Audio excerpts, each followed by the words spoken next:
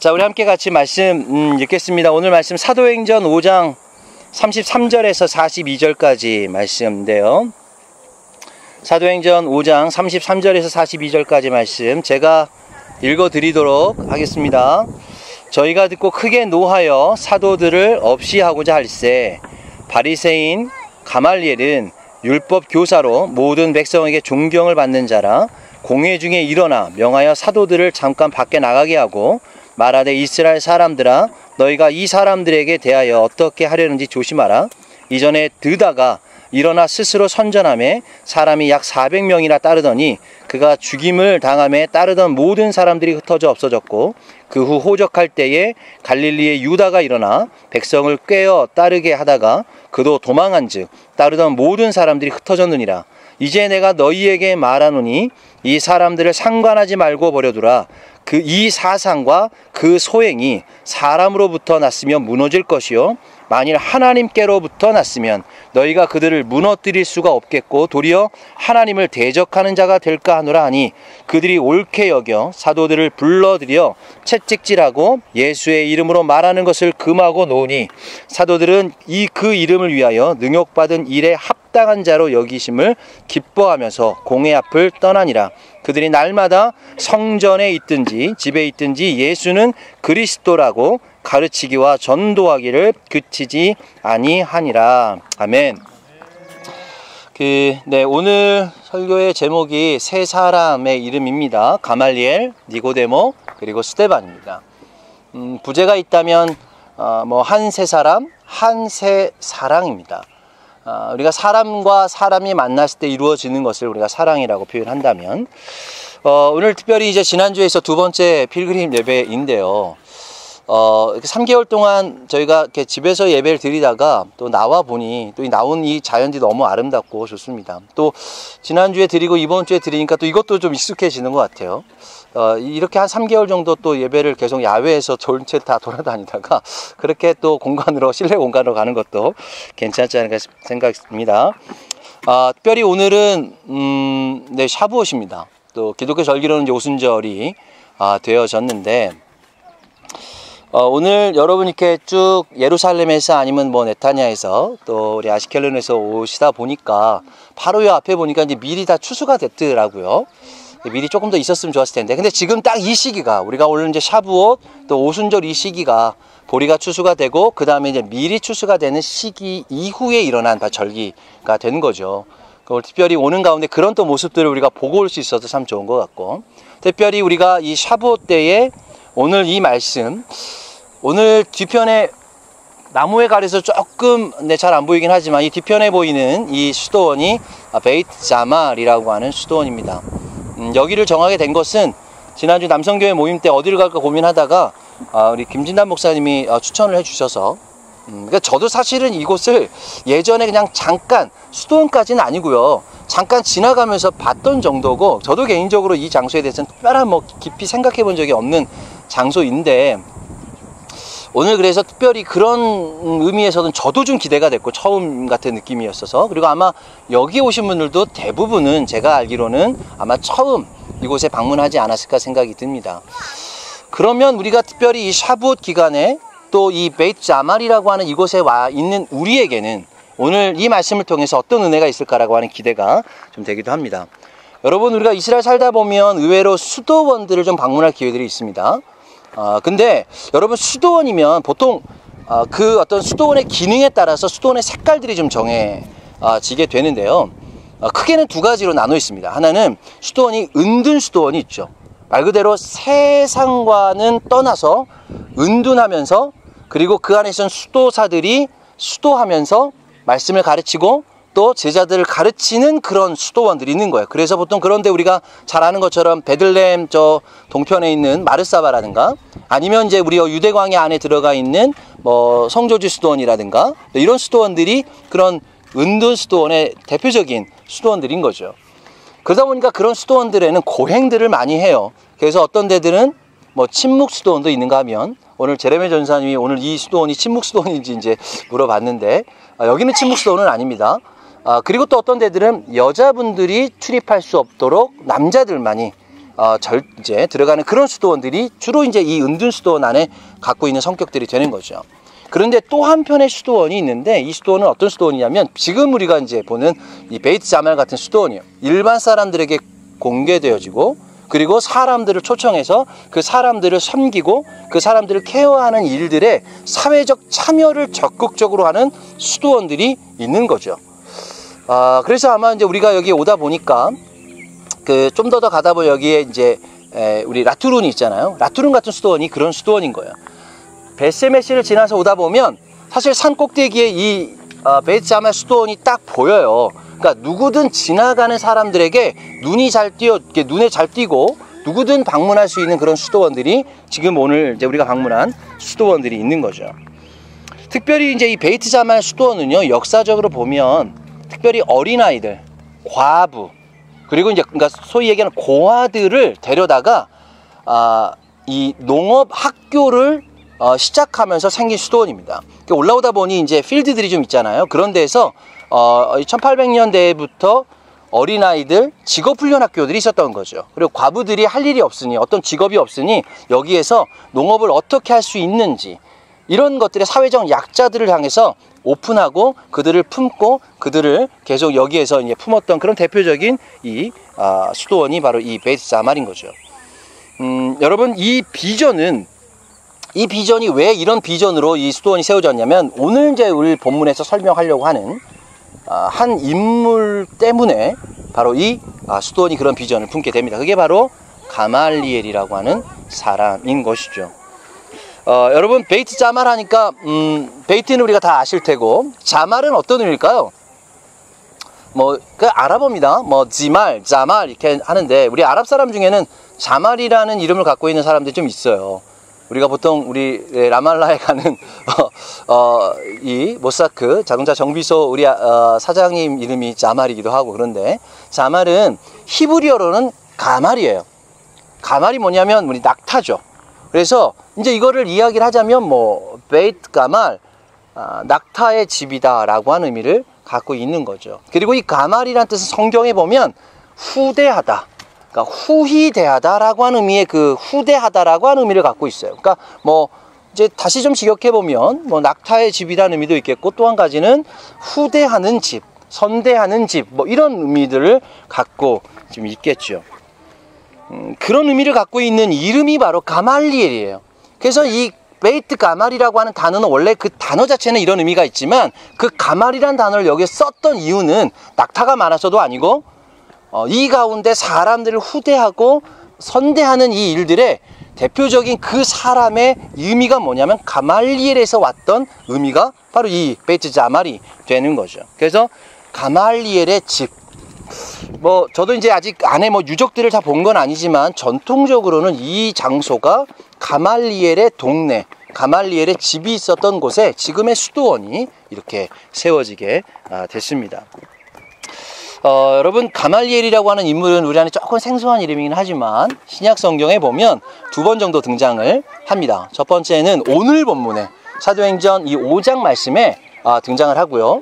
또 한 가지는 이제 사도행전 22장 3절에 보면 바울이 자신을 표현하면서 뭐라고 표현하냐면, 나는 가말리엘의 나는 문화생이다 라고 표현을 하죠. 가말리엘의 그 문화생 안에서 나는 이 율법을 배웠다라고 바울이 그렇게 자신을 표현하고 있는 거예요. 그러니까 성경에는 한 어떤 사건과 관련되어 있지 않지만, 또 자주 등장하지 않는 이 가말리엘이라고 한 이름이지만, 이 사람에 대한 주변의 환경들을 묵상을 해보면 그 안에 특별히 오순절 이 시기에 우리에게 주는 메시지가 있다고 생각이 듭니다. 여러분, 우리가 이제 예수님 시대로 좀 돌아가 볼 때, 우리가 이 가말리엘을 이해할 때 조금 우리의 배경을 조금만 이해하자면, 그 당시에는 유대교 내에서는 굉장히 큰 두 개의 학파가 있었죠. 그래서 율법적으로 보면 굉장히 어떤 보수적인 입장을 갖고 있었던 샴마이 학파가 있었고, 또 이제 율법적으로 굉장히 온건적이고 굉장히 좀 이렇게 개방적인 입장을 취했던 한 학파가 이제 힐렐 학파입니다. 근데 오늘 이 가말리엘은 힐렐 학파에 속해 있는 사람이었어요.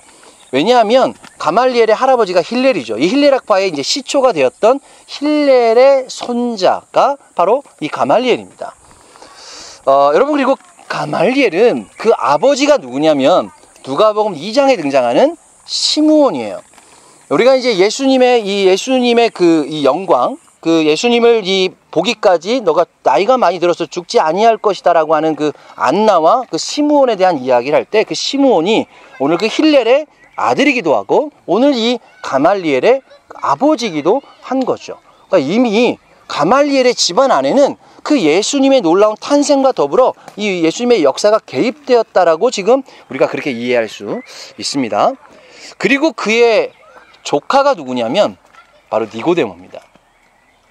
성경에 우리가 니고데모는 뭐 결과적으로 예수님을 믿었다 안 믿었다를 이야기할 수 없지만 많은 학자들이 이 니고데모의 삶 가운데 예수님과 만남의 사건을 통해서 아마도 그가 예수님을 영접할 확률이 높았다라고 이야기를 하고 있죠. 그러니까 이 가말리엘을 중심으로 그 아버지도 또 그의 조카였던 이 니고데모도 이 예수님과 관련되어 있는 사건들이 있다라고 보는 거죠.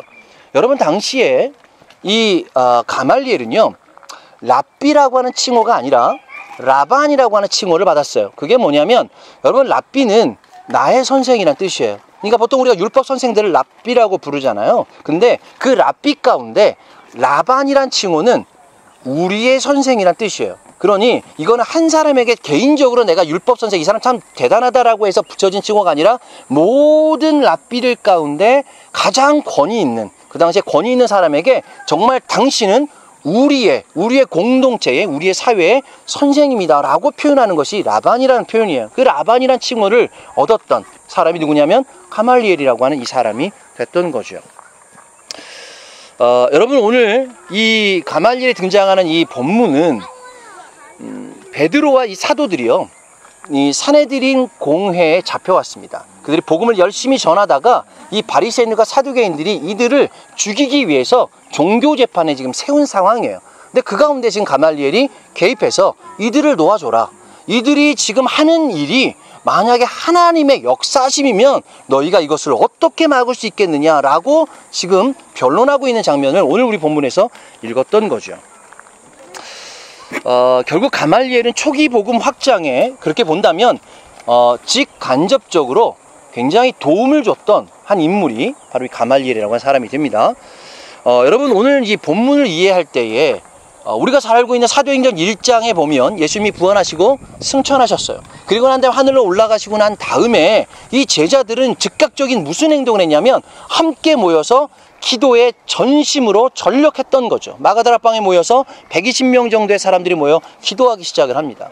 그 가운데 사도행전 2장에 보면 드디어 이 오순절이 이르게 되고 성령이 이 땅에 임하면서 방언이 터지고 놀라운 성령의 역사들을 이 사도행전 2장에서 그렇게 그려내고 있는 거죠.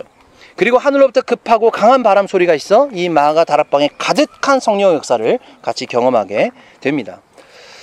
여러분 성경의 이스라엘 백성들이 첫 번째로 샤부옷을 경험한 때가 언제냐면 바로 시내산 때입니다. 바로 하늘에서 하나님의 말씀, 바로 이 하나님의 율법을 받았던 그때가 절기적으로 바로 이 샤부옷이 되는데 그렇게 본다면 이 유대 백성들, 이스라엘 백성들에게 첫 번째 샤부옷은 이 시내산에서부터 하나님의 말씀을 받은 사건이고 여러분 그리스도인들이 유대인들이 이제 예수님을 믿게 되면서 그리스도인들이 경험한 첫 번째 샤부옷이 뭐냐면 바로 오늘 사도행전 2장에서 이야기하는 바로 그 성령 강림 사건이 있었던 그 오순절 샤부옷 때 일어난 사건이 바로 또 다른 그리스도인들에 의한 또 다른 첫 번째 샤부옷이 되는 것이죠. 근데 이 두 사건의 공통점이 있다면 소리를 들은 것이에요. 성경에 보면 우리 출애굽기 20장에도 보면 뭇 백성이 우레와 번개와 나팔 소리와 산의 연기를 본지라. 여기에서 이 단어들을 뭐라고 표현하냐면 콜로트라고 하는 단어를 썼어요. 콜로트는 소리들이죠. 그러니까 하늘에서 엄청난 소리들이 있어서 이것을 그 소리를 봤다고 표현을 해요. 그러니까 굉장히 신비한 경험들이죠. 근데 오늘 동일하게 사도행전 2장 말씀에서 오순절 성령이 임했을 때 그 장면하고 너무나 흡사한 사건입니다. 놀라운 하나님의 성령의 이 주님의 성령을 경험하고 난 다음에 방언이 터진 것이죠. 콜로트가 이제는 우리의 입 가운데를 통해서 드러나기 시작했던 사건이 됩니다. 그래서 여러분 하나님의 말씀은 하나이지만 바로 오늘 이제 성령의 역사를 통해서 열방의 언어로 그 방언으로 진짜 콜로트가 되어져서 세상 가운데 선포되어지는 사건을 경험한 것. 그래서 첫 번째 성경으로 일어난 바로 이 샤부옷의 경험, 그리고 예수 그리스도로 인하여 이 땅에 성령이 임했을 때 경험했던 바로 또 다른 이 오순절의 이 성령 사건은 바로 또 다른 이 콜로트, 이제 방언으로 열방으로 선교가 퍼져지는 바로 그런 하나의 경험을 하게 이제 된 것이죠. 여러분 오늘 지금 이 사건은요, 그렇게 해서 성령의 역사하고 일어나고 난 다음에 이 믿는 자들의 첫 번째 반응을 보여주는 사건이 오늘 본문입니다. 그 반응이 뭐였냐면 성령의 감동함으로 담대함으로 복음을 들고 목숨을 걸고 전도를 하며 선교를 시작했다라고 하는 것이죠. 이게 바로 첫 번째 이 그리스도인들의 오순절을 경험했던 성령이 임했던 사람들의 이 신앙적 반응이에요. 여러분 그 결과로 예루살렘에 있는 제자들과 이 사람들은 함께 모여서 물건을 통용하고 자기의 재산을 다 기부하고 또 이 가난한 자들을 돕고 서로 물건을 나누고 이런 일들이 일어나게 된 거죠. 근데 여러분 우리에게는 이 장면이요 굉장히 좀 익숙한 장면이긴 하지만 여러분 1세기 당시 예수님 시대에 이 장면은 조금은 좀 어색한 장면이에요. 왜냐하면 여러분 그 당시에 유대교 내에 유대교뿐만 아니라 그 당시에 어떤 종교 안에서도 이런 삶을 강요하는 종교는 없었어요. 그러니까 기부하고 섬기고 내 재산들을 나누어주고 어떤 이런 것들을 강요하거나 이것들을 만들어주는 메시지를 갖고 있었던 종교는 사실은 거의 없었다는 거죠. 여러분 지난주에 저희가 남성교회에 이제 우리 목사님 또 이렇게 모여서 함께 모임을 가졌는데 그 모임이 이제 주제가 뭐였냐면 그 존 파이프 목사님의 코로나와 그리스도라고 하는 이 책을 읽고 함께 그것들을 나누는 거였어요. 근데 저희한테는 굉장히 좀 유익한 시간이었습니다. 근데 이제 이 시대에 하나님께서 코로나를 통해서 무엇을 하기를 원하시는가라고 하는 질문에 이 존 파이프 목사님이 6가지로 중요하게 대답을 하고 있는 거예요. 근데 그 중에 5번째 대답이 뭐냐면 이렇게 책은 표현합니다. 위험 속에서도 선을 행하라는 부르심이다. 여러분 지금 이제 세상적 위험, 팬데믹, 이런 표현들 쓰죠. 그러면 우리가 뭘 해야 되느냐? 숨어 있어야 되는 것이 아니라 그런 위험과 어려움 가운데서도 우리가 세상을 향해 선을 베풀 수 있는가를 지금 주님은 우리에게 요구하고 있다라고 하는 것이죠. 여러분 지금 예수님 시대뿐만 아니라 기원 후 135년 또 230년 이후에 로마에는 큰 지진이 났습니다. 그리고 또 그 안에 역병이 일어났어요.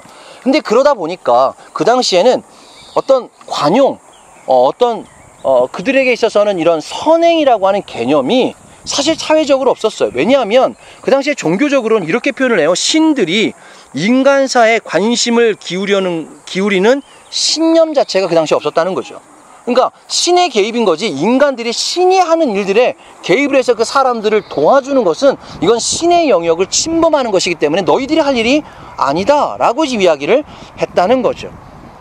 그래서 그들이 이해하는 구제는 성격적 결함이나 연민은 병적 감정으로부터 감주되고 구제는 받은 측에 아무런 노력 없이 도움이나 위안을 제공하기 때문에 사회적 정의에 반하는 것이다. 이게 그 당시에 사회적 이해였다는 거예요. 그런데 지금이야 우리가 이런 것들을 좀 나누어주고 베풀고 섬기고 있지만 그 당시에 그리스도인들, 기독교인들이 자신의 재산을 다 헌납하고 가난한 자들을 돕고 그리고 이것들을 사회에 환원하고 그리고 실제로 전염병이 났을 때 사제들도 도망가고 그리고 부자들은 당연히 도망가고 그 다음에 많은 사람들이 다 자기가 살기 위해서 도망갔는데 유일하게도 그리스도인들만 그 사회에 들어가서 그 사람들을 돕고 자기가 죽을 수도 있는 위험 가운데서도 그 죽은 자들을 치료하고 그 다음에 묻어주기도 하고 이런 일들을 그 사회 속에서 기독교인들이 독특한 이 삶의 형태를 가졌다는 거예요. 그러니 그 당시에 이 성령을 받고 난 이 그리스도인들의 삶들은 세상 사람들 볼 때는 저 사람들이 진짜 뭐 하는 거야. 이 종교적으로 이해할 수 없었던 독특한 행위였다는 거죠. 자, 그런데 여러분 그 당시에 이 가말리엘이 이 제자들을 가르칠 때 했던 메시지들을 보면 너무나도 이 지금 예수님의 메시지와 흡사했다라고 하는 거죠. 그에게는 1000명에 가까운 문화생들이 있었습니다. 그들이 정말 이 성경에도 오늘 존경받는 자라고 표현을 하고 있는데, 이 존경받는 자가 될 수 있었던 것은 그 메시지가 정말 탁월하고 유대교 내에서도 조금 더 독특한 그런, 어찌 보면 그리스도인들의 삶의 모습과 굉장히 가까운 이런 메시지를 나누었던 라반이 누구냐면 가말리엘이었던 사람이에요.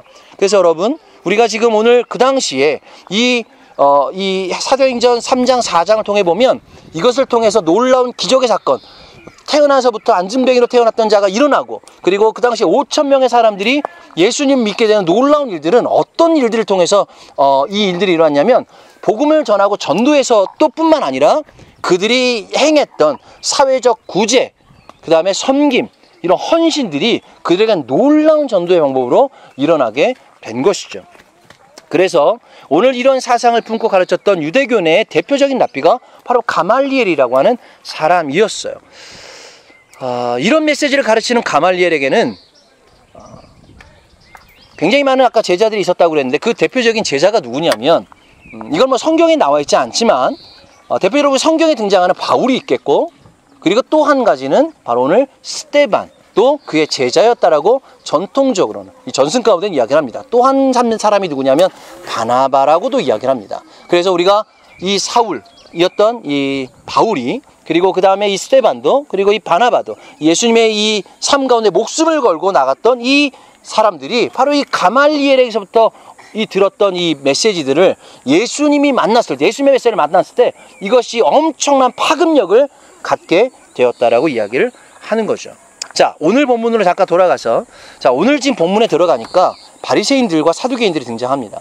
근데 이제 사두개인들은 부활을 인정하지 않죠. 그러다 보니까 예수님의 부활을 전하는 이 사도들, 그리고 지금 베드로에 향해서 엄청난 지금 힐난과 더불어 그들을 지금 죽이려고 하는 장면이 있죠. 바리새인들에게는 율법을 강조했기 때문에 그 율법을 지금 파괴한다라고 생각했던 이 사도들의 이 복음은 그들에겐 당연히 불편한 일이 되었을 거예요. 그러니 지금 이 기회에 예수님이 살아계실 때에는, 예수님이 워낙 대단한 분이기 때문에 예수님을 어떻게 할 수 없었지만, 예수님이 지금 승천하고 난 이후에 우리의 가운데 보이지 않게 되자 이제는 기회를 얻었다고 생각을 한 거예요. 그래서 오늘 지금 작정하고, 서로 지금 사두개인들과 바리새인들은 서로 지금 뭐 좋은 관계는 아니지만 그날만 친구가 되어 오늘 작정하고 예수님의 이 사도들의 사람들을 잡아다가 오늘 종교재판인 이 산헤드린 공회에 세우고 그렇게 죽이려고 하는 장면이 등장을 하게 됩니다. 자, 이때에 이 가말리엘의 이 두 줄에 댄 이 말이 얼마나 영향력이 있었는지, 이들이 이 말을 듣고 그들을 옳게 여겨 그들을 풀어주었다라고 이야기를 하고 있습니다. 다시 한번 우리가 38절 39절 말씀을 읽어보면, 이제 내가 너희에게 말하노니 이 사람들을 상관하지 말고 버려두라. 이 사상과 이 소행이 사람으로부터 났으면 무너질 것이요, 만약 하나님께로부터 났으면 너희가 그들을 무너뜨릴 수 없겠고 도리어 하나님을 대적하는 자가 될까 하노라. 여러분, 이 표현에 보면 가말리엘이 그러면 이 사람들을 인정했을까요, 안 했을까요? 지금 이 표현을 볼 때 예수님을 이게 믿었다는 건가요, 아니면 안 믿었다는 걸까요? 애매모호하죠. 이걸만 갖고는 우리가 이 사람이 가말리엘이 예수님을 인정한 건가 안 한 건가 라고 하는 것을 좀 이해하기는 좀 어렵습니다. 자, 그런데 우리가 좀 상황을 좀 바꿔봅시다. 지금 이 장소가 어디냐면 산헤드린 공회예요. 유대인들하고 하는 가장 중요한, 가장 권위 있는 종교 재판에 지금 서 있는 거예요. 우리가 지금 이렇게 설교를 하는 장면이 아니라는 거예요. 자, 그러면 그 당시에 가장 권위가 있고 라반이라고 칭했던 가말리엘이 누구의 편을 들었습니까? 예수님의 제자의 편을 든 거예요. 이것은 실제적으로 유대인들에게는 이걸 거부한 거죠. 우리의 율법적으로 이들을 죽일 수 있는 충분한 명분을 갖고 있었음에도 불구하고 이 지금 엄청난 권위 있는 재판 가운데 그들을 놓아둬라. 너희들이 만약에 이 사람들이 하는 행동이 하나님이 한 것이면 너희가 어떡할 거야? 너 이거 어떻게 감당하려고 그래? 이들을 내버려 두라 라고 이야기한 것은 표면적으로는 이것이 가우뚱 하는 것 같지만, 그러나 이 안의 내용을 보면 그는 이미 그 안에 확신 있게 지금 예수님이 하나님의 아들이라고 하는 의미들을 담아내고 있는 것이죠. 자, 여러분 오늘 지금 이 장면에는 성경에 표현되어 있지 않지만 이 사내들인 공의회 재판 안에 누가 더 있었을까요? 우리가 잘 알고 있는 니고데모도 있었을 겁니다. 그리고 아리마대 요셉도 있었겠죠. 왜냐하면 그들은 사내들인 공의회원이었기 때문에 오늘 지금 이 재판 가운데 당연히 참여했을 거예요. 여러분 그 당시에 우리가 이 세 사람의 공통점이 무엇일까요? 성경에 숨은 그리스도인이라고 이야기를 합니다. 여러분 그래서 이 장소를 숨은 그리스도인의 무덤이라고 이야기를 해요. 여러분 우리가 살아가다 보면 숨은 그리스도인에 대한 마음을 갖고 살아가죠. 오히려 우리가 이스라엘 땅 살아가다 보니까 예수님의 제자처럼 못 살아요. 목숨 걸고 복음 못 전하죠. 뭐 전할 수 있지만 그것이 효과적이 아닌 거예요. 우리 그렇게 할 수 있는 능력도 없고요. 오히려 우리가 이스라엘 땅에 살아가다 보면 어떤 삶을 우리가 살아가야 되냐면 그런 지혜들 구해야 되냐면 바로 이 니고데모와 같은 아니면 가말리엘과 같은 아니면 바로 이 아리마대 요셉과 같은 우리가 있는 자리에서 주님을 우리 안에 인정하고 그 안에서 어떻게 드러내지 않게 주님의 마음을 그렇게 전달할 수 있을까를 고민하고 살아가는 사람들이 우리라고 하는 것이죠. 여러분 우리가 너무나 잘 아는 복음을 전할 때 가장 우리가 많이 인용하고 있는 성경 구절이 요한복음 3장 16절입니다. 근데 여러분 성경에 보면 여러분 요한복음 3장 16절은 예수님이 누구에게 말씀하신 것입니까? 그런 얘기는 잘 생각 안 해보죠. 니고데모에게 하신 이야기예요. 여러분 우리가 하나님의 세상 이처럼 사랑하사 우리가 이 영생을 얻었다라고 한 이 메시지를 그냥 제자들에게 하신 이야기가 아니라 요한복음 3장에 보면 니고데모가 주님을 찾아가죠. 그러면서 이 거듭남에 대한 질문을 하잖아요. 그때 너희가 거듭남이 일어나면 어떤 일이 일어날 거냐면 바로 하나님이 세상을 너무나 사랑하셨다는 걸 널 깨닫게 될 것이다. 그리고 예수 그리스도를 믿으면 영생을 얻을 것이다 라고 지금 예수님께서 니고데모에게 하신 이야기예요. 여러분 이 어마어마한 메시지를 니고데모가 직접 주님께 들었습니다. 니고데모는 이것에 대한 반응이 성경에 나와 있지 않지만 아마도 그의 가운데 주님을 경험하고 그 주님 안에서 그것을 인정할 수밖에 없는 그러나 그의 사회적 상황이 그는 지금 사내들인 공의회원이잖아요. 그러니 숨은 그리스도인으로 그렇게 지금 남아있는 그의 삼촌과 더불어 남아있는 상황이 된 것이죠. 여러분 이들이 갖고 있는 공통점은 복음에 대한 진지한 고민을 했거나 아니면 이미 마음으로 받아들여서 숨은 그리스도인으로 살아갔던 성경의 대표적인 인물일 것입니다. 그렇게 보니까 제가 이런 생각이 들더라고요. 당시에 사내들인의 그 구성원이 71명입니다. 근데 71명 가운데 최소한 숨은 그리스도인이 3명은 있었잖아요. 가말리엘도 있었겠고 아리마대 요셉도 있었고 지금 니고데모도 있었을 거예요. 이 퍼센테이지로 보면 2.13%입니다. 제가 이런 기도 제목이 있어요. 이런 기도 제목이 뭐냐면 주님 현재 지금 이스라엘 땅에 유대인들만 보면 한 900만 정도 되는 이스라엘의 인구 가운데 유대인들만 보면 한 670만 정도 됩니다. 그럼 670만 가운데 자신의 신앙을 드러내놓고 맥시킴이나 아니면 메시아닉주들 이런 자신의 신앙을 드러내놓고 살아간 사람들 말고 그 외에 유대인으로 살아가지만 그 안에서 예수님을 영접했거나 아니면 진지한 신앙적 고민을 하고 있는 이런 사람들이 몇 퍼센트나 될까요? 아마 오늘 이 사내들인 공의회에서 이 2.13%를 다지하고 있는 3명과 같은 사람들이 이 땅에 여전히 있다면 그 사람들이 몇 명인 줄 아십니까? 14만 4천 명 정도 된다는 거예요. 퍼센테이지로 신기하죠? 정확한 숫자는 아니겠지만 어쨌든 대략 14만 명 이상의 사람들이 제가 기대하기로는 주님 이런 사람들이 지금 이 땅 가운데 드러내지 못하지만 숨은 그리스도는 살아가고 있는 그런 유대인들이 이 땅에 있으면 좋겠습니다. 그래서 언젠간 주님의 그 놀라운 변화와 그 세상의 악한 마지막 때가 일어날 때 그들이 십자가 앞에서 그들의 신앙을 드러내는 때가 곧 오지 않겠습니까? 라고 하는 기대들을 갖고 있는 거죠. 마지막으로 여러분 바로 이 장소가 이 가말리엘의 집에 니고데모도 묻혔고 그리고 마지막 한 사람이 더 묻히게 됩니다. 그 사람이 누구냐? 바로 스데반입니다. 왜 스데반이 이곳에 같이 묻혔을까라고 생각을 해보니까 그는 가말리엘의 제자였다는 거죠. 근데 특별히 이 스데반이 순교하고 난 다음에 전승 가운데는 이런 얘기를 해요. 그 가말리엘이 그 소식을 듣고 굉장히 마음으로 슬퍼했다라고 이야기를 합니다. 굉장히 많은 제자들이 있었겠죠. 그 가운데 뭐 제자들 가운데는 바울이라고 하는 인물도 지금 어느 날 스데반의 순교 장면 가운데 그 당시에는 유대의 이 어떤 종교인으로 살다가 주님을 만난 이후에 엄청난 변화들을 경험했던 것을 가말리엘이 들었을 거예요. 그 제자 가운데 이단아처럼 생각이 들었겠죠. 아마 스데반도 너무나 사랑했던 이 제자가 어느 날 갑자기 주님을 만나고 난 다음에 목숨을 걸고 자기가 보는 앞에서 이 지금 사내들은 종교에서 지금 사형을 언도받잖아요. 그래서 결국은 돌로 쳐 죽이게 되는 장면을 이 가말리엘이 자기의 제자를 본 거예요. 여러분, 그랬을 때에 이 가말리엘의 마음 가운데는 이미 만약에 이 가말리엘이 주님을 알았다면, 그 주님의 의미를 알았다면 이 죽어간 나의 사랑하는 제자, 그 제자를 자기의 집으로 데려오고 싶은 마음이 있었을 겁니다. 아리마대 요셉처럼 말이죠. 아리마대 요셉이 예수님을 너무 사랑한 나머지 자기의 무덤 가운데 그 예수님의 시신을 가져오고자 목숨을 걸고 찾아가잖아요. 그래서 예수님의 시신을 자기의 이 무덤 가운데 이 3일이지만 안치했던 이 장면이 성경에 등장하게 됩니다. 여러분,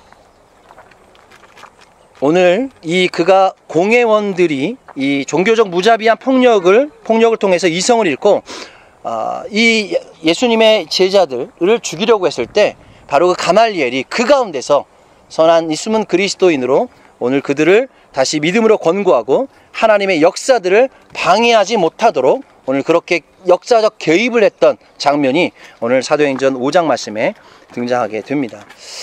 그렇게 보면 우리는 요즘에 크리스찬이라고 우리는 드러내놓고 살지만 정말 주님 보시기에 우리가 크리스찬의 삶을 살아가고 있는가를 고민합니다.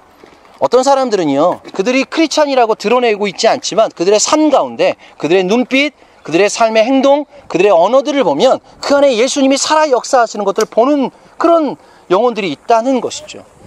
주님이 누굴 더 기뻐하실까라고 보면 아마 이 시대에 정말 주님이 찾으시는 그 한 사람의 영역은, 특별히 우리가 이스라엘 땅에 살아가면서 우리가 살아가는 영역은 바로 그 숨은 그리스도인의 삶을 살아가기를 원하고 계실 것입니다. 우리가 그리스도인이냐 아니냐는 세상이 판단하지 않습니다. 세상이 우리한테 넌 그리스도인이다 아니다라고 판단하는 것이 아니라 주님이 우리를 판단하실 거예요. 주님 보시기에 정말 우리가 대단한 선행을 하지 않더라도, 우리가 대단한 무슨 복음을 전하지 않더라도 우리 안에 살아 역사하시는 성령의 역사를 통해서 우리가 그 불을 가지고 살아가고 한 영혼을 만날 때마다 그것을 정말 주님의 사랑으로 대하고 주님의 사랑으로 우리의 눈빛을 그렇게 사랑을 나눌 때에 이것이 유대인과 아랍인들과 이방인들을 서로 한 세 사람으로 연결할 수 있는 중요한 다리 역할, 그 말로 마중물의 역할을 할 수 있는 영역이 누구냐면 그 숨은 그리스도인들이 이 땅에 필요하다라고 하는 거죠.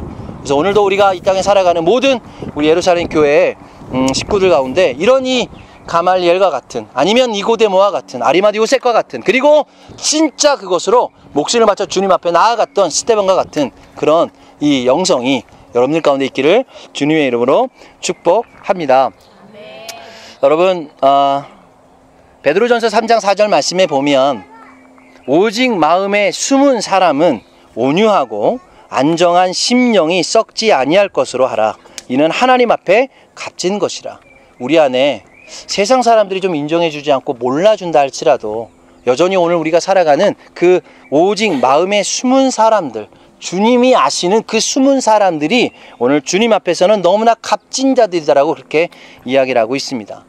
결론적으로 여러분, 우리 뒤편에 바라보는 이 지금 베이트 아말은 가말리엘의 집이기도 하고, 그리고 또 그가 가장 사랑했던 또 한편의 숨은 그리스도인 니고데모를 자신의 집 가운데 또 함께 묻히기도 하고, 자기의 사랑했던 제자 스데반을 죽고 난 이후에 바로 자기의 집으로 바로 데려와서 함께 묻혔던 그 장소, 그리고 그 가말리엘의 메시지 가운데 가장 컸던 바로 영혼의 사랑, 어린아이들과 과부와 세상의 약자들의 사랑함을 통해서 바로 이 수도원이 갖고 있는 정신 자체가 뭐냐면 은늘 수도원도 아니고 어떤 남자들 여자들 구분해서 들어가는 수도원도 아닌 누구나 어떤 세상의 약자들 들어와서 이곳에서 함께 자신의 삶을 나누고 공유하는 그런 이 믿음의 생산들이 일어나는 그런 공동체, 그런 수도원으로 만들어졌던 곳이 됩니다. 그래서 오늘 아침에 이게 열었으리라 믿는데, 그래서 우리가 오늘 식사하고 가기 전에 함께 좀 안에 수도원들을 들어가 보려고 하는데요. 그런 마음을 갖고 한번 우리가 같이 이 땅을 밟고 그렇게 예배하기를 소망합니다.